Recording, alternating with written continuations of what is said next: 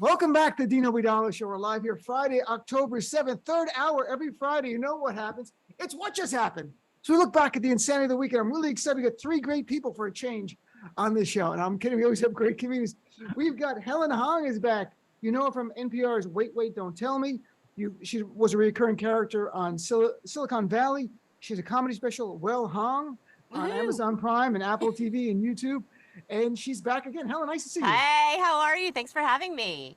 Also back, Rob Paravonian, who I've not seen in a long time, but a really good guy, a great comic, multiple appearances on Comedy Central, open for George Carlin on his final tour. You hear him all the time on SiriusXM, Laugh USA, and has a new comedy album out. Rob, is that the American Songbook Redacted? That's it. Just came out today. Congratulations, my friend. Thank you. And look who's here, kicking around the studio, live from the actual SiriusXM studio. It's my buddy. He doesn't need an intro. I literally introduce him every night on my show, as his show's right after mine, saying, stick around. John Fugelsang's here.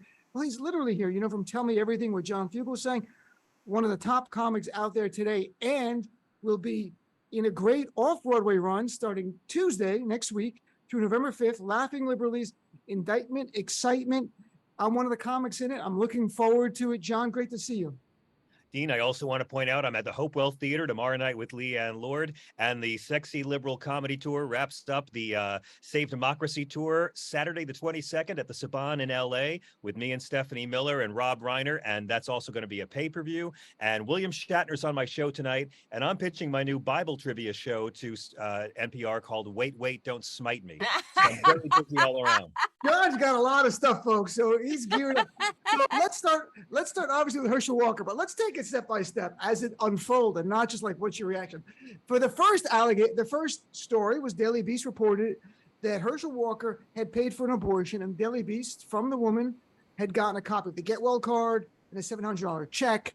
And Herschel Walker goes on Sean Hannity's show and said he never heard of her. And then Hannity goes, what about the $700 check? And Walker says, I give money out to a lot of people. And he sends Get Well cards out. So Helen, how many Get Well cards have you received from Herschel Walker with checks?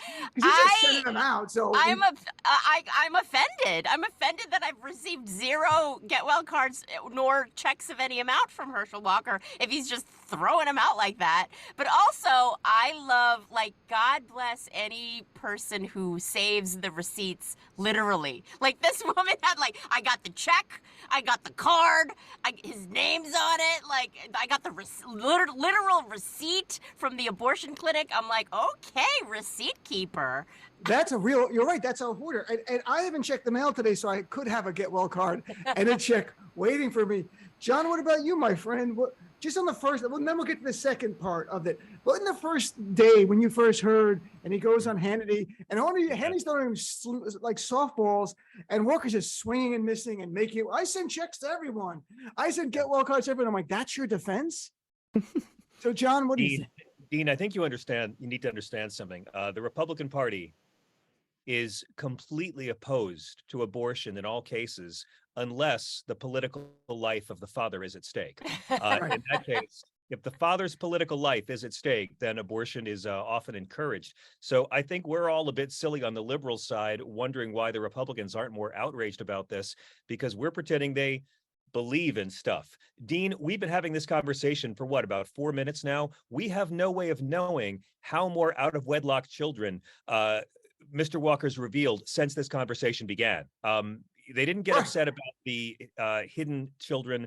They are not getting upset about the aborted children because the Republican Party doesn't really care about abortion. If they did, they would fight for easier access to birth control. They would fight for sex ed in schools, just like they don't care about illegal immigration. If they did, they would lock up the white people who do all the hiring and end the supply and demand. So this helps them. Making liberals angry is what helps Herschel Walker, because the only thing the party stands for is blind obedience to a fat racist game show host and owning the libs. We should not be surprised by any of this. It is remarkable. Now, Rob, there could be a strategy. It seems Herschel Walker is the father of an entire voting bloc.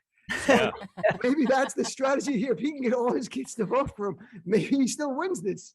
Well, apparently one of his kids is not a fan anymore because Christian of Walker, this. yeah. So yeah, I don't know if that's his plan. It's about as makes as much sense as all the other plans and all the other things that he said out there. And I just wish it shows the lack of follow up questions just in general in the media, because he says I send $700 checks out all the time, and he's like, also for abortions, or is that for like an honorarium for a speaking engagement? Like what?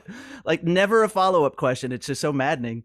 Well, that's what they do. They don't want to lose access. As John knows firsthand, famously from CNN with Mitt Romney years ago, John. I always remember that That's right. story. If you realize the media is about access, and Fox News wants Herschel Walker back on and any Republican on, because you give one a hard time, others might not show up. So, That's right. okay. Hard questions doesn't get a return booking. Yeah, exactly. Isn't that remarkable? I mean, it really is the world we live in today. That's Where ratings-driven news, Dean. It's part of why we're all so dumb. I mean, I'm still waiting to find out if Herschel Walker's had a child with Elon Musk today. We haven't heard about that yet. are any of you Herschel Walker's children? I should have started because it's kind of rude, Helen. I could just have. sent the swab You know in what? to 23andMe, and I haven't got it back. So Yeah, I was gonna say I just purchased my ancestry.com and fingers crossed. I mean, I Herschel just don't Walker. want you. I don't want Right. you to judge all domestic abusing head injury victims based on Herschel Walker. That's all I'm asking your audience. That's fair. I wonder if the GOP will try to make money like a Herschel Walker DNA kit for like an extra $25 contribution to the campaign. And they send you a kit and you do your test like, oh, you're not Herschel Walker's child, but Thanksgiving is $25. I mean, what, nothing, let's get to the second part of the news. So then he goes on, I don't know the woman. The next day, the woman goes to Daily Beast, goes, I actually got one of his kids. Okay. So like, not only does he know me from the abortion, I have one of his kids. But then he goes on Yu would show, and Yu would give softballs, but Yu would slightly pushes a little bit because Yu is a lawyer, and for whatever reason he felt compelled. So Walker goes on and says, I've been forgiven for everything I've done. And Yu would actually says to him about, have you been forgiven vis-a-vis a woman whose name we don't know about paying for her abortion, like very subtly. And he goes on, I haven't been perfect. I've had mental health issues. And then he said, okay, it's nothing to be ashamed of. So I don't know, Helen, what's the thing now? Is it a new defense? Okay, may have paid for an abortion, but it's really nothing to be ashamed of, but I just want to ban them for everyone else going forward. I mean, what am I feel like every time an anti-abortion lawmaker, it comes out, their dirty laundry comes out about their past history with abortion, we should have a game show noise, like bum bum ba-dum, wah, or like womp womp. Like there should be a specific noise. It happens so freaking often, Dean, that we should designate a noise, like meh, meh, another one. And it's just so ridiculous. Like just being backed into a corner, and the excuses just get worse and worse. Like I don't know the woman. Oh, she's got my kid. I've made mistakes, and so have we all. Like what? It's like a swear jar. We have to put a quarter in, but every time they lie and they're caught, like that's another quarter in the lying jar. $700 check in that swear jar. So John, you talk a lot about Christianity, and your dad was a reverend, and your mom was my dad was a Franciscan brother. Wow. He wore the Jedi robes and taught history to Catholic boys, and my mom was a nun and a nurse who worked with lepers in Malawi, Africa. So yeah, I actually like to bring what Jesus actually says into the political dialogue versus what Jesus's unauthorized fan clubs pretend he said.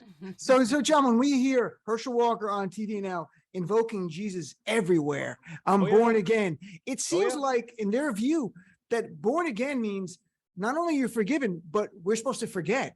Like there's no longer accountability. Like, oh no. I know, right? As So Dennis who Miller forget once him? said long ago, excuse me for getting it right the first time. Yeah, it's great that Herschel Walker has the direct line to God that he's allowed to proclaim himself redeemed. But this is the narrative we're getting from our friends in the right wing, right? Yo, Barack Obama was against gay marriage. People can't evolve, right? People can evolve, you stinking liberal. Okay, well, so what did Herschel evolve from into? He evolved from a guy who made the mother of his child terminate a pregnancy and didn't even bother to go there with her, sent her a card, wasn't man enough to take the woman to terminate the pregnancy.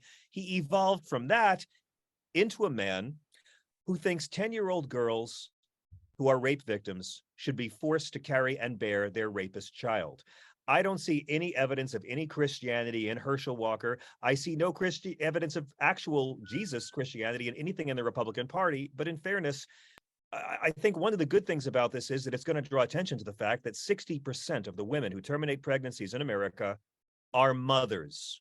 They're women who already have children who have to do this, usually for economic reasons, because having a baby and raising a toddler should be free in this country. So Herschel is calling his family liars, but in fairness, his family's calling him a liar. And it's great when families do things together. They put it together. Rob, you know, the idea of calling out the GOP's hypocrisy, on some level, we know it doesn't matter to them, but I think it's on some level to try to keep ourselves sane. Because if not, then the whole world means nothing matters at all. And we lose a sense of values and right and wrong, because then that's why I really think we call it the hypocrisy. What do you think, Rob? Yeah, definitely, because it's frustrating to try to apply logic to people who, or to a side that just never employs it in any form consistently. And it's Right. It's maddening. And just that Hugh Hewitt interview was something else. It was, I don't even want to call it a word salad, because salad is something pleasant, you know, like this was like word flotsam. There was a shipwreck, and this is just what was left over. And he's talking about, if I did anything in my past, I'm forgiven and I'm redeemed, but he doesn't say what it is. At this point, I think he's going to deny his 8,200 NFL yards. Like, I didn't get those. That wasn't me. Oh, that's interesting. But he can do that because they all know Republican voters don't care. Right. They don't care that he's a child murderer, which they call me a baby killer every day. And I'm like, God damn, my child just turned 10. I failed at baby murdering people. I'm not. I really failed at it badly. But again, by their own logic, by their own dictates, Herschel Walker is a baby killer. But they're not going to mind because their only religion is power. Yeah, that's what it's about. And you know, we talked about this before, John. I had the author, and you had her on too, I believe, Kirsten Dumais, the author of Jesus and John Wayne. John Wayne. And we did like a whole hour interview. And I learned so much from that book and that interview. And the bottom line is they don't care that they call it like an imperfect vessel. If they don't care who the person is, what they care is, are they going to give us the power we want? And now the power is turning their religion into law. And I can't believe we're at that in 2022. It's Christian nationalism in a way that we've always been there to some degree. And you bring up a really important point, which we don't do enough on my show. The fact is, they claim that it's all about Christian, but what I keep saying and what the media needs to say is they're not Christian. That's a word they wave around. Jesus is a prop they wave in the air to smell their own farts and pretend they have virtue. I say all the time to these people, Dean, I say it when they call into my show.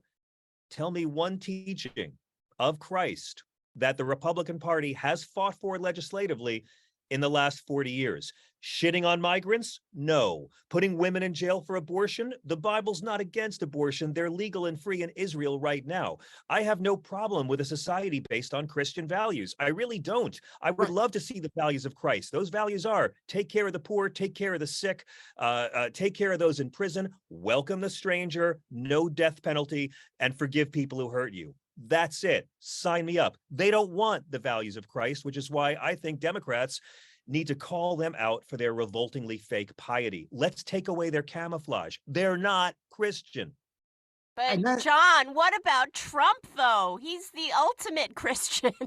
He's the Christian defender. Yeah, is what I say. If you think you can follow both Jesus and Trump, that just means you've never read their books, because the only thing Jesus and Trump have in common, they both hung out with hookers and they both had ghostwriters. And that's it. And Helen, I see pictures online. You're raising a baby now that you stole from a Costco. Tell us about this baby that you found in aisle 6. I am co-parenting my sister's sperm donor baby. Wow. Yes, I am trying to turn it into a TV show somehow. But yeah, I am the person who never wanted kids, never planned on having kids. Like abortion is my jam, you know, as the kids say. And like somehow a child has been foisted on me. And let me tell you, raising a child has made it crystal clear how much we need family planning in this country, because it is so hard. It's so hard. And this is for like, my sister desperately wanted this child, you know. She bought like $10,000 bougie sperm online to have this child. Yes, she bought top tier sperm. You're not kidding. You you can price it out? Like there's a whole hierarchy of pricing based on. Absolutely. Yeah. Depending on your degree and like how fit you Hmm. are and how tall you are. Yeah. There's like Can you $2,000 tell me, sperm. John and Rob, what we would be worth? Like, can you, like what our sperm? You know us now. I wonder what my sperm would be worth. I want to be invited back. Of course you will be. So you can do it. So no, I think it's remarkable. Look, kids are hard. I mean, Rob, do you have children? I do not. John has children. Helen has a baby now that she's still. To me, like it's like when I watch Stranger Things, I realize how much I like science fiction and how much I hate kids. Like that's the whole thing. Like I'm not like I joke around, but I'm serious. Like I love Karate Kid. I like the karate. I don't like the kids. Children seem like a lot of work, and it's not that I'm not. I would love to have like a child here and there to raise, but John, you're a dad. You're a real full-time dad. 10-year-old. I met your son when he was younger. Yes. How much work? I mean, how much work is it? Seriously, because me and Rob don't have kids. Is it unbelievable amount of work? Is it joyful? Is there pleasure in it? How does it go? Tell us. Be honest. Yes, it's everything. It's the most horrible thing that's ever happened to you, and it's the best thing you'll ever do. Amen. I mean, your life ends. Your life as you know it ends. It's really hard if you're a comedian to go out and work. I mean, look, I like to say I had a child for the same reason I had a colonoscopy, for the material, and also I thought, it'd be kind of cool to be able to be first aboard the plane. That's a good reason to have a baby too. But it is a real commitment. And if you're like me, you're tired of the majority of Americans being called baby killers because they don't want to put women in jail for something the Bible never prohibits and Jesus never mentioned. I agree. More of us, the majority supports not criminalizing abortion. The majority doesn't want to put women in jail. And again, they're able to advance this narrative because sadly, Democrats and the media don't push back. I grew up in America where Christian meant you scream shit at women outside clinics and want to put women in jail. Has nothing. Jesus was against the death penalty, totally against the death penalty. He actually comes out against eye for an eye in the Sermon on the Mount. But ask your right-wing Christian loved ones about that. Ask your uncle racist and your aunt dead inside. They won't know. They haven't read the Bible. We have to strip away this veneer of false piety they use to justify punishing poor women with greater poverty. I'm really sick of it. I'm sick of seeing the religion of my mom and dad prostituted by Christian nationalist fascists who would turn Jesus around and send him off to Juarez for being a brown guy who didn't speak English and had no papers. DeSantis would send him to Martha's Vineyard in a second. I mean, there's no doubt about it. Oh my God, how much can Ron DeSantis encourage illegal immigration? Hey, we'll send you to Martha's Vineyard. Come on over. My God. Yeah, but it's the off season, so is it really? And maybe they'll give him the white boots as Nancy's nostril. Those boots were fierce. I have no problem with the boots. By the way, though, John, you know, on my show, we've talked about just again the other day and before this, the GOP are women killers, and they call us baby killers. If you forced a pregnancy across the nation, there's studies at University of Colorado. We went through just yesterday or 2 days ago. If you end abortion, you'll have a 20% higher death rate among women to be forced to carry a fetus to term, and among African-American women, over 30% higher, because they already are starting out at a higher mortality rate for women. So, and they don't care. And they're literally, I have them call me, not that often, I'll be honest, but once in a while, they'll call. And I had a guy the other day, and he goes, I'm against abortion. And I'm like, at 6 weeks, a fetus is literally the size of a grain of rice. And you're telling me that grain of rice is more important than a human woman? And they all this stuff, they start backpedaling and stuff like that. It's the reality of what we're living in. Yeah, and again, you know what? They're free to do this and fight for this and to fight to put women in jail. But God disagrees. In the book of Exodus, you ready for some really Old fun? Testament. He's going Old Testament now. I'm going Old Testament because that's the only Fairy, locust, brimstone. So God says if two guys are fighting and one of them winds up hitting a pregnant woman and she miscarries, you pay a fine to the husband. You pay a fine. But if you strike a pregnant woman and the woman dies, you pay with your life. Now, again, Jesus comes along later and overturns the death penalty. But according to God, a fetus is a man's property, and a woman's life has more value in his eye than a fetus. I didn't write the book.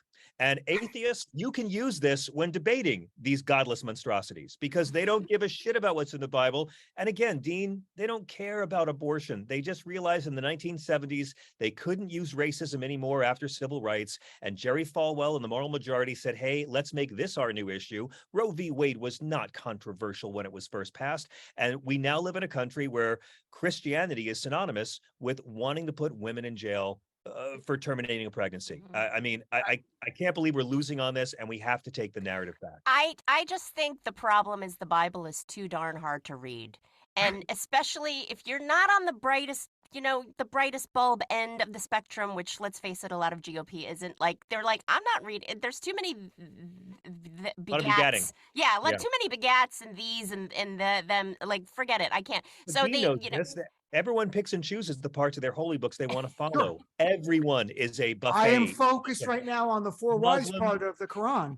Right, I'm looking for my second wife right now. Fundamentalists of all the religions pick and choose the parts of their holy books they want to believe to justify being cruel to people, and that's the difference. Okay, so we need to put out a coloring book of the Bible that's just really simple, that really, John, like you said, like the real teachings of Christ via coloring book. I like it. Or a pop-up book, like in Jesus rises, it literally rises. It's kind of Sodom cool. and Gomorrah. Here's the men trying to gang rape the angels. That means Elton John is bad. Yeah, but I like to do one for the Constitution as well, because many of them have no clue what's in the Constitution. We have these discussions. I had a guy call up and he's very pro-life. He said, I said, okay, so we're having a respectful conversation, because my view is I respect everyone's sincerely held religious beliefs until you want to make that the law of America. Then I'm going to fight you He was saying he believes life begins at conception. And I go, that's your religious belief. And he goes, yeah. And I go, and now you want that religious belief to be the law of the land. And there's this awkward pause because no one's connected it for them. 2 + 2 = 4. Here's my religion. Here's American law. I want to put them together and force it down your throat by the power of law. And that, people make analogy to the Taliban. They go, oh, it's not fair. It is. It's fundamentalists. That's fairness. It's about fundamentalists who say, here's my religion. Now, everyone who lives in this land has to live by my interpretation of my religion. Even if it's not actually in the Quran, we're going to interpret it the way we want to. Same thing with these right-wing Christians. John, a quick thing. Do you think calling him Christian nationalist is the academic term for getting rid of the wall between church and state and turning religion into law?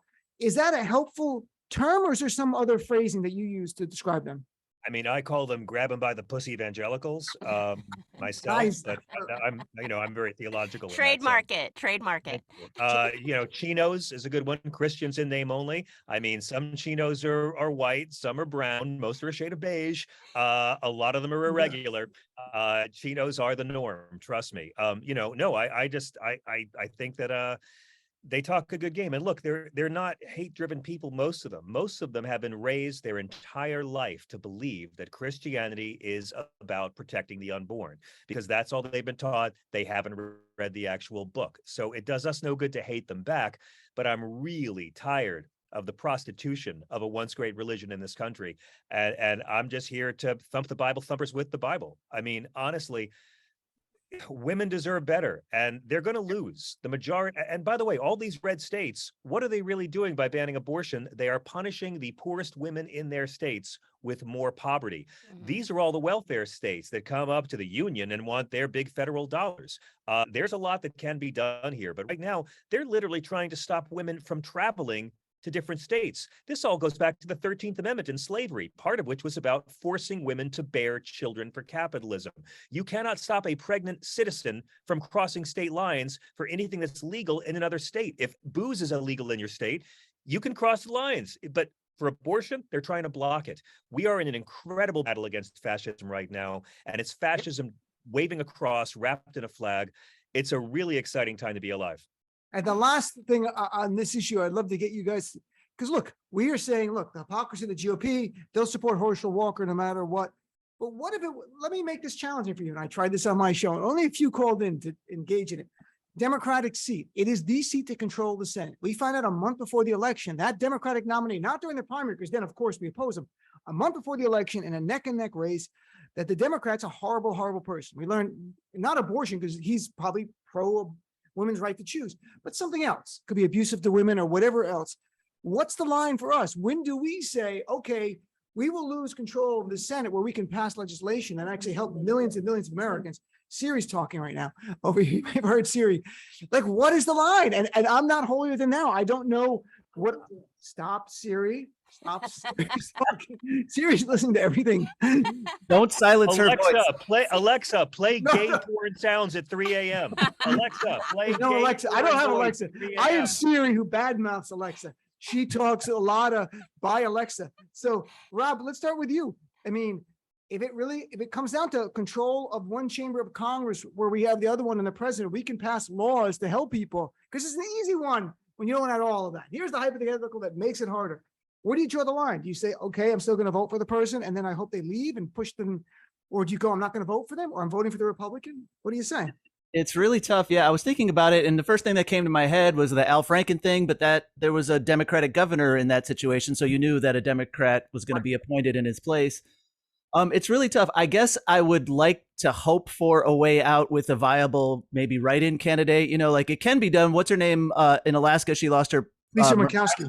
Yeah, she lost her primary, and then she actually won a write-in campaign. I realize Alaska has a smaller population than a state like Georgia, but I would hope that if something like that happened, maybe a viable write-in would be an alternative that everyone could coalesce around. Other than that, it would be tough. It would be have to be the nature of what was going on. But I would have a hard time actually voting for someone into a 6-year Senate term that I was kind of appalled by, you know? So I think if it's Georgia, and I would like to think maybe they could come up with a viable, if they need a sports figure, I would suggest Deion Sanders. Because he was a two-sport guy, and so I think maybe that could somehow play into the bipartisan. He could work if he could play in the NFL and Major League Baseball at the same time. He could reach across the aisle and maybe get something passed. So, Helen, speaking of viability, so like we're talking about viability of fetuses and stuff, but this is a candidate. What if there's no other viable candidate? That's it, and that's the key race. Yeah, like, I mean, what do you do? This is what separates, I feel, Democrats and Republicans is that a lot of us actually have a moral compass. Right. and so if a candidate like just turned out to be truly reprehensible, like was a wife beater, absolutely I would not. Even if if the tables were exactly turned and they were like, I'm against abortion. I'm the Democrat, but I'm in a red state, so I have to be against abortion. But I accidentally paid for one years ago. I'd be like, boo. So I don't know. I feel like this is the problem with our party is that we're fighting a game we're in a match that's not fair because we have morals and they don't. I'm not trying to both sides. I'm just trying to be brutally honest because I had some people email me, look, I supported Bill Clinton after what he did and I didn't like it, but those are mistakes. But Bill Clinton was on the ballot though. Well, after what he did, meaning what? A consensual affair, with right? That's what the person said. And he said we defended him. Some email about that. But what do you think, John? I appreciate the hypothetical and I agree with it, but I think it's kind of flawed. I mean, look at the race for LA mayor. We found out Rick Caruso donated a ton of money to anti-abortion causes in the past, and you see the liberal wing of LA Democrats demanding he drop out and holding it against him. Look, here's the simple formula: Dems eject him, Republicans re-elect them. I'm talking Andrew Cuomo, right? The only person liberals wanted to evict from public housing during a plague. Andrew Cuomo, Katie Hill, Al Franken, Brock Adams, John Edward, Kwame Kilpatrick, Elliot Spitzer, Anthony Weiner, Jim McGreevey. How much time you have? Democrats cut their own loose all the time. Republicans circle the wagon because they don't care. They don't have any values beyond power. That's it. That's well put. All right, so perfect time to take a break. We're going to take a quick break, come back with Helen, Rob, and John. More of what just happened on the Dean Obeidallah Show after this. And you ready? We'll come back. And welcome back to Dean Obeidallah Show. It's what just happened here on Friday, October 7th. Continue our conversation with Helen Hong, Rob Paravonian, and John Fugelsang. And Rob's got his new album out. Rob, tell us quickly about your album because it's brand new and it just came out today. Yeah, it's a brand new set of satirical songs that I say delve into the nether regions of America's soul. It's songs based on U.S. history and American culture. So they're actually like 3 songs about religion. There's one about the great disappointment of 1844 when the people were convinced the world was going to end and it didn't, and they were sad about that. And if people don't know, Rob's stuff is musical. Obviously, it combines music and comedy. It's great. He's well. You can see his clips; they've gone viral. I think you have over 20 million YouTube views or something more than that.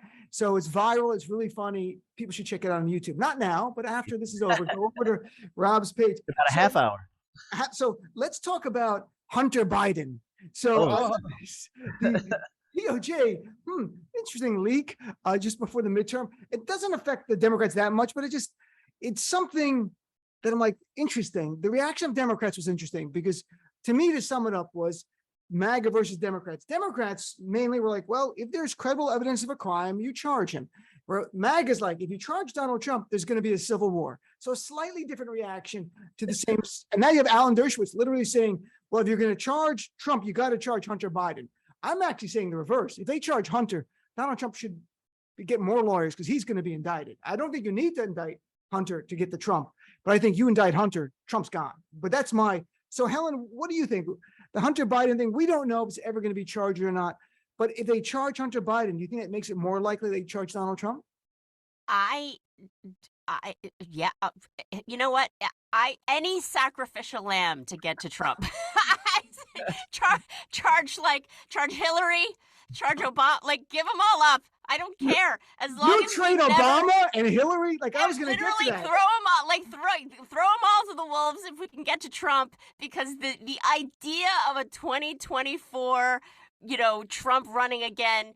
Oh my God! Like I will go to jail for if we could get to Trump. Like I'll take my baby to jail with me. So you're willing to trade? You're giving up everyone. Like I was going to ask you, what Biden kids would you give up? How many? But apparently, all of Biden, them. Clinton's, Chelsea, everybody. Barack Obama, Michelle. We cannot have Trump can never be on the ballot of anything ever again. Like, please. So wrong. John, what do you think? Okay, why? Look, let's say Joe Biden is 79 years old now, okay?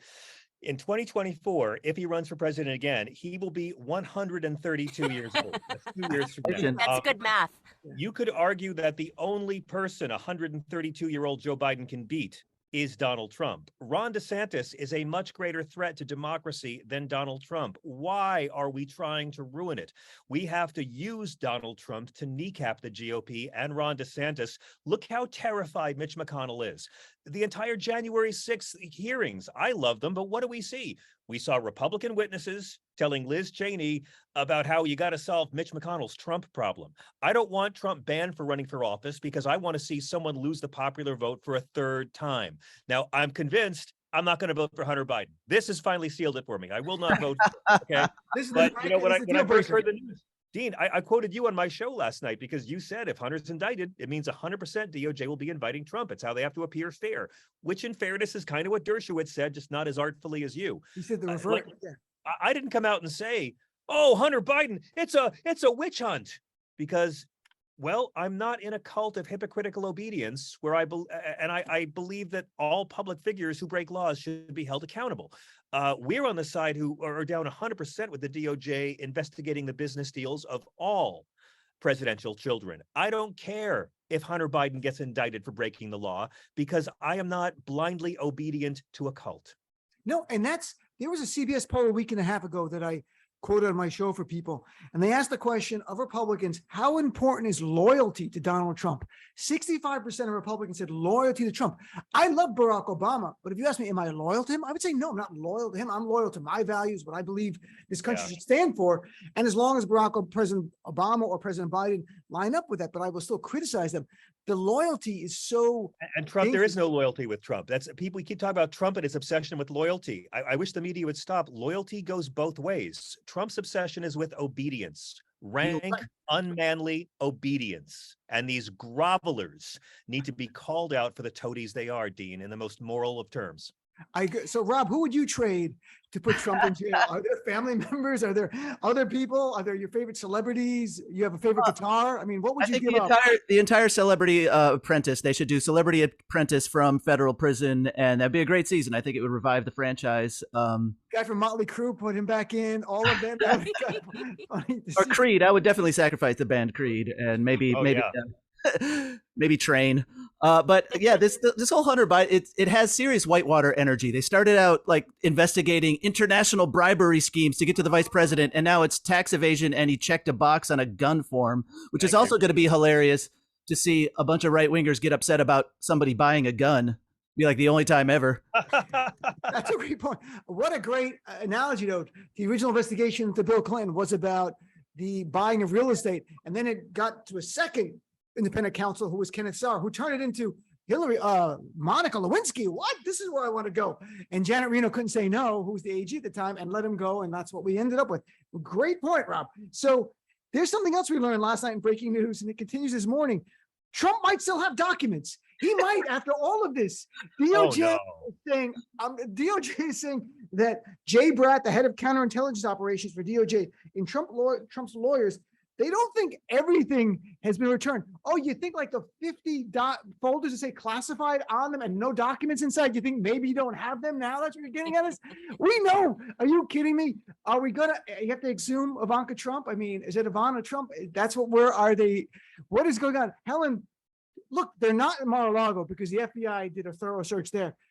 How are they not instantly going to get search warrants for Bedminster, the country club, Trump Plaza, every other place he stays? Are you kidding me? They really believe he hasn't given back all the classified documents, and they're just, telling his lawyers, by the way, we still think he has classified documents. Arrest the guy. What kind of bullshit system do we live in? Yeah. I mean, and how big is this handbag?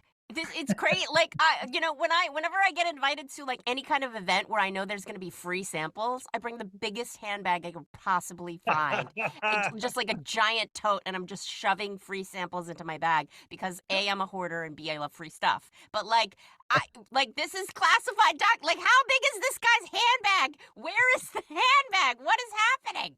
He's got boxes. I mean, so much shit. I don't know what.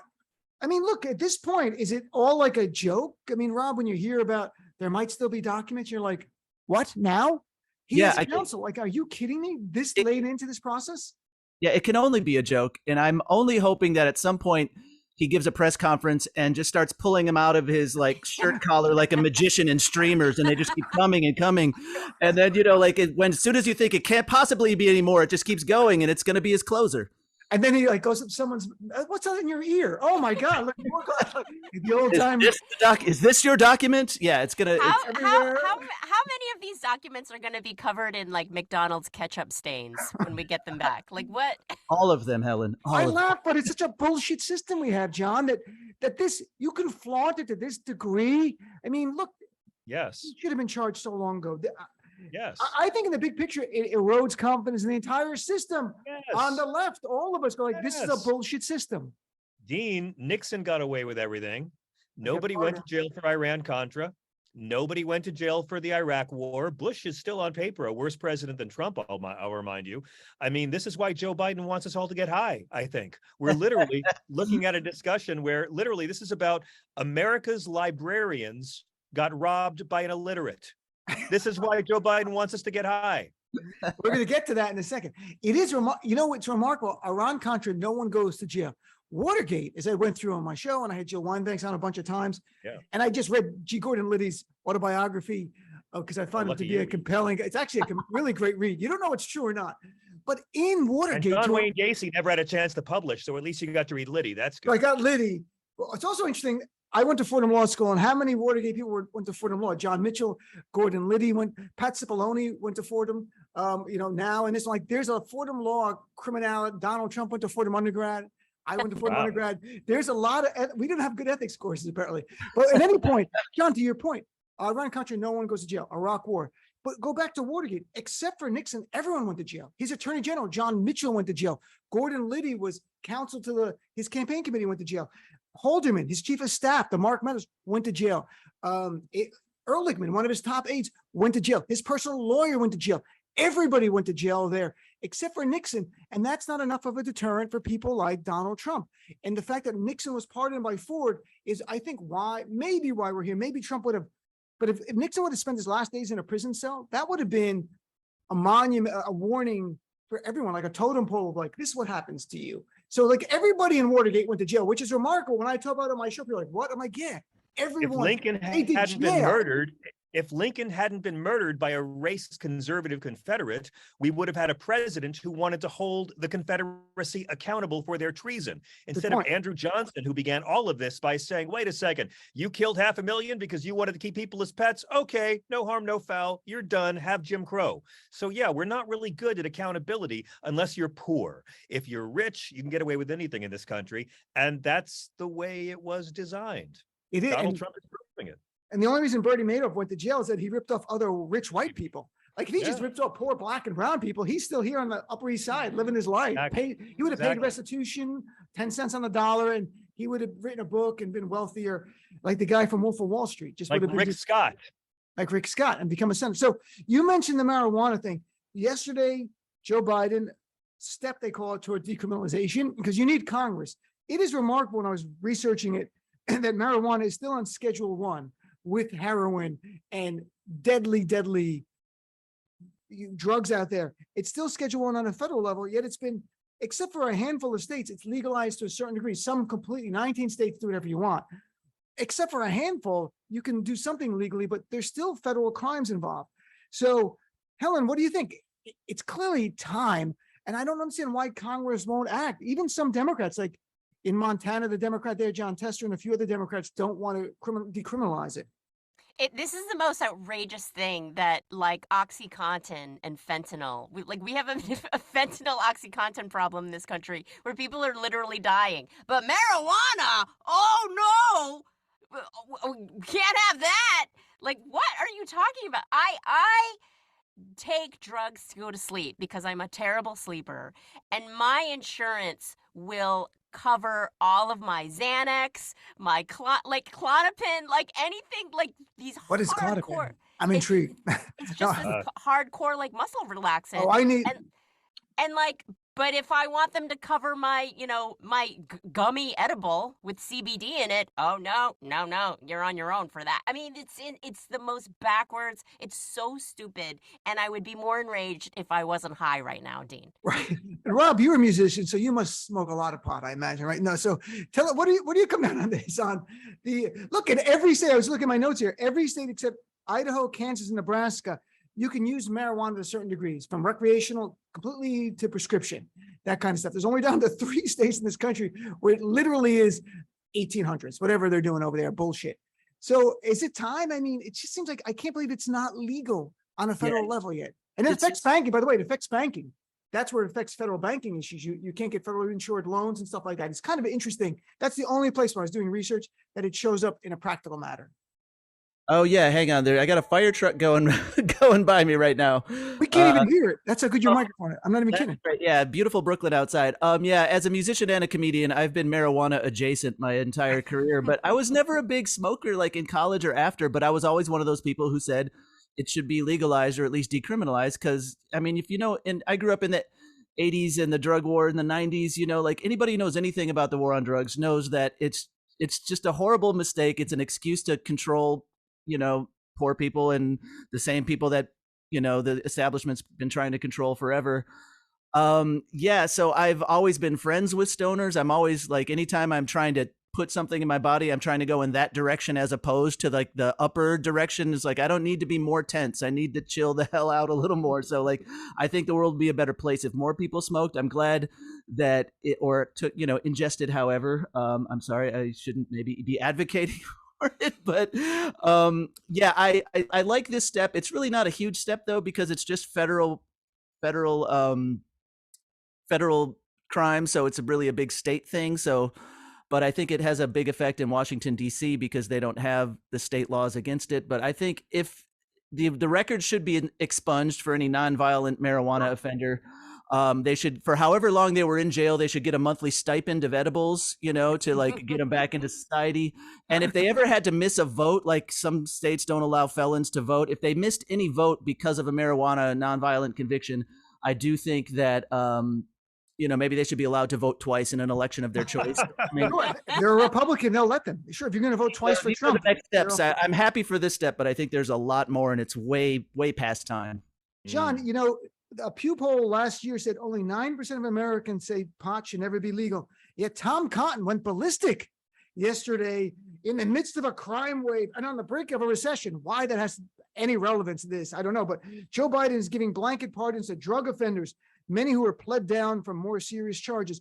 Tom Cotton knows the racial disparity. He knows that white and black people use marijuana equally, but if you're black, there's 3 to 4 times higher chance of being prosecuted. You're going to be prosecuted 3 to 4 times more based on statistics, and near that number for Hispanics. Tom Cotton knows this bullshit. So what's your reaction?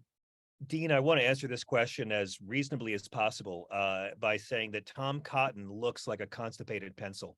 Now, you're wrong to say weed illegal in the 1800s, because weed was not illegal in the 1800s. You could actually, up until 1850, pay your taxes in cannabis hemp. For over 2 years, you could pay your taxes in cannabis hemp. That was the crypto of its time?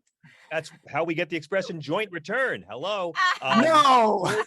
George Washington grew hemp at Mount Vernon. Thomas Jefferson grew it and helped smuggle rare hemp seeds out of China. Ben Franklin began the first colonial printing press using hemp paper. Whoa. It was as American as apple pie, and everyone knew if you smoked the flowery top part of the plant, you'd want to eat a lot of apple pies. It was used as a painkiller in colonial days. The biggest drug problem in the colonies is the same as the biggest drug problem today and in the 20th century, and that's alcohol. Weed was not made illegal until 1937 with the Marijuana Tax Act. And when they did, the AMA protested on the record. The New York Academy of Medicine, 85 years ago, put out a report saying marijuana did not induce violence or insanity or lead to addiction or other drug use. So I would say to Tom Cotton, decriminalizing cannabis is the conservative point of view. And that's why I want to announce my new Dank Brandon dispensary. I'm really hoping you come down. We offer weed in sativa, indica, malarkey, and corn pop, all different strains. I love the whole thing about Dark Brandon. Like there's the good, I think it's like the movie Primal Fear. You remember that movie with Richard Gere? Yeah. And there is never a good Biden. He's all Dark Brandon. He just puts the show on like he's nice, but deep down, he's that guy, the tough guy the whole time. So we got about a minute and a half left. I'd love you guys could plug anything. I saw, John, you were tweeting about Judy Tenuta passing, and I used to love her comedy. I had not seen her in years or even thought of her, and she just passed, and thoughts are prayers her family. Of course, she was when I went back and watched clips, she really was cutting edge at her time. She was changing the comedy the way the comedy was done. She was a punk rock artist. The first time I met her, I was a teenage intern at MTV, and she was a big star. And she came into the room and just started bitching about New Kids on the Block. And she called them white menudo, and I fell in love. And, years later, I got to work with her and be on stage with her. And, it's a tough time. In a year, we've lost Norm. We lost Bob Saget. We lost Louis. We lost Gilbert. And now this. I'm grateful to have been alive at a time of all these great comedians, and I'm grateful that young people and old people can go on YouTube and see their sets and see why they were brilliant. Judy Tenuta was so famous in the 80s and 90s because she was just pure punk rock deconstructionism. The woman went on stage with an accordion and called her fans pigs. Like, right. Hello, pigs. She could not get on TV today, and that's why her stuff still matters. Right, and her whole thing was Judy. She has her own religion, Judaism. And really funny. And there's a great thing in the clip. I sent you guys Huffington Post her first time on Letterman, and she's sort of bombing, but she doesn't care because the audience doesn't get her. They don't know her. She's just getting famous. Why Letterman loved her. And it was great. So Helen, where can people, if they want to find out more about what you're working on, your stuff, they want to see your baby, where can they go? Oh, you can follow my shenanigans with the baby on my Instagram at funny Helen Hong, because some other woman named Helen Hong has all my handles, and I've yet to. She's not funny, so don't follow her. Follow she's funny on Helen Hong. Next week, Helen Hong is on the other one. So, Rob, what about you? I know your new album's out. Where can people, if they want to buy it, where can they find out more about it? I'm easiest. There are no other Rob Paravonians out there, but I do have Rob P. Rocks is robprocks.com, and that's my handle on Twitter and Instagram. And the new album's out today. You can find all the links at those things. And check it out. Rob's really, really funny. Check out his videos online. You're going to love it. And Mr. Fugelsang, I know you have the show right after this. You're going to start hosting in about a minute from now. William Shatner's on tonight. Anything else? Oh, you have your shows. You plugged them early. You have tomorrow night, the Hopewell Theater in New Jersey, and the Big Sexy Liberal Show with me and Stephanie and Hal Sparks and Frangela and Glenn Kirshner and Rob Reiner. And you can watch that pay-per-view at sexyliberal.com. That's great. And then Indictment Excitement right here in New York, starting next Tuesday through November 5th. And I'm in it, and Scott Blakeman is in it, and Rhonda Handsome and Ophira Ivansenberg. It's a great lineup. Thanks, guys. Thanks so much for being on. Have a great week, and we'll be right back with more of this show after this.